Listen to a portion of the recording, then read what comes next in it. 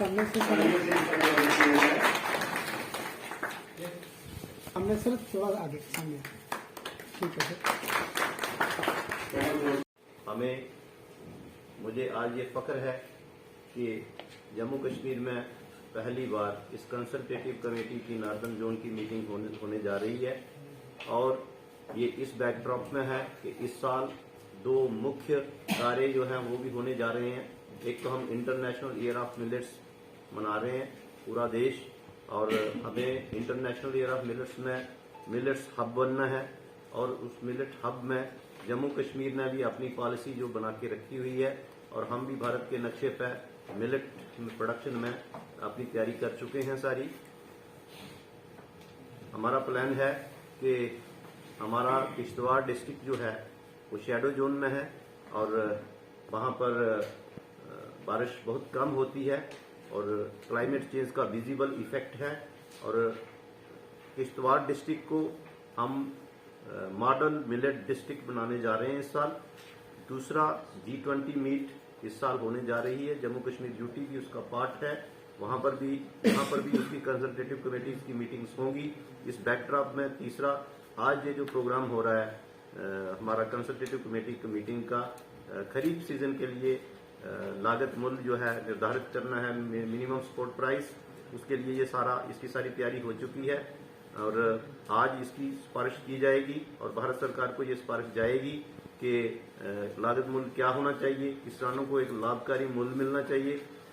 Jammu Kashmir duty में इस साल कुछ 3 चीजें जो हैं वो बिल्कुल पहली बार हुई हैं। यहाँ पर कंसल्टेटिव कमेटी की मीटिंग पहली बार हो रही है।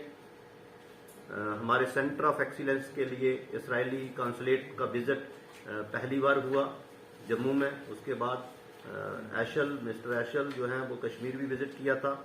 हम ये भी प्रोग्राम करने जा रहे हैं कि सेंटर ऑफ एक्सीलेंस जो है इसराइल की मदद से जम्मू कश्मीर में एस्टेब्लिश हों, वो चाहे वेजिटेबल प्रोडक्शन में हो, पोटैटो सीड प्रोडक्शन में हो। इसके लिए हम सारी तैयारी कर रहे हैं।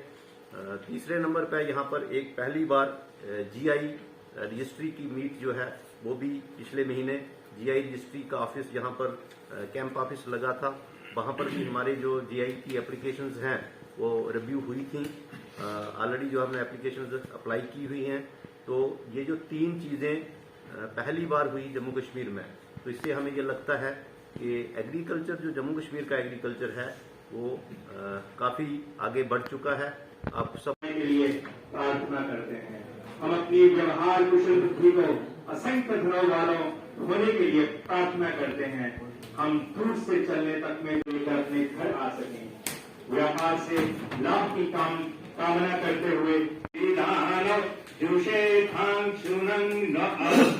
चरितं च येन धनेन प्रपणं चरामि अस्तु नोदन्नरातिं परिपन्थिरं मृगंस ईशानो धनद अस्तु मह्यम् ये पंथान बहवो देवयान अंतराद्यावा पृथ्वी संच। ये है कि जो आगे आने वाला जो खरीफ सीजन है हमारा, उस खरीफ सीजन में जितनी भी 14-15 क्रॉप्स हैं जिनके मिनिमम सपोर्ट प्राइस फिक्स होगी, वो किसानों की उसमें किसानों को फायदा हो और कास्ट ऑफ कल्टीवेशन जो होती है, लागत मूल्य जो फसलों का है वो देखा जाता है और उसके बाद एक सिफारिश बनती है कि इस साल का जो मिनिमम सपोर्ट प्राइस है वो क्या रहना चाहिए। मिनिमम सपोर्ट प्राइस का फायदा ये होता है कि डिस्ट्रेस सेल कई बार क्या होता है कि किसान का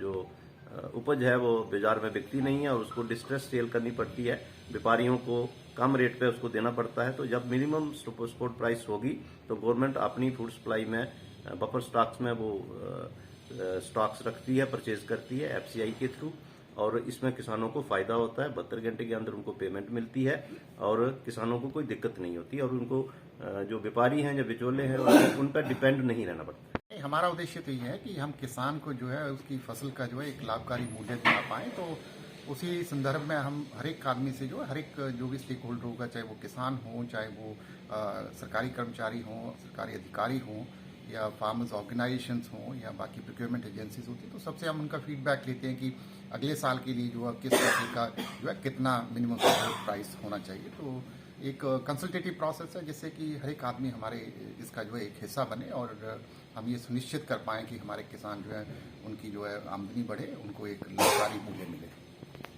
ये नॉर्थ जोन के लिए पूरी कमेटी डिफरेंट स्टेट से आके बैठी है, जिसमें हम एमएसपी डिसाइड करेंगे अपने किसानों के लिए अगली जो कि खरीफ सीजन आ रहा है। तो मुझे लगता है कि ये बड़ी एक ऐतिहासिक पल है हमारे लिए, क्योंकि ये मीटिंग इस बार हमारे यूपी में हो रही है, अदरवाइज ये दूसरे स्टेट्स में होती है। और हमने इसमें अपने किसान भाई भी बुला रखे हैं, अगर उनका जो कंसर्न होगा इसमें हम जरूर कंसीडर करेंगे, ताकि जो एमएसपी रेट फिक्स हो हमारे किसानों के लिए, उसमें उनको बराबर अपनी फसल का दाम मिल सके।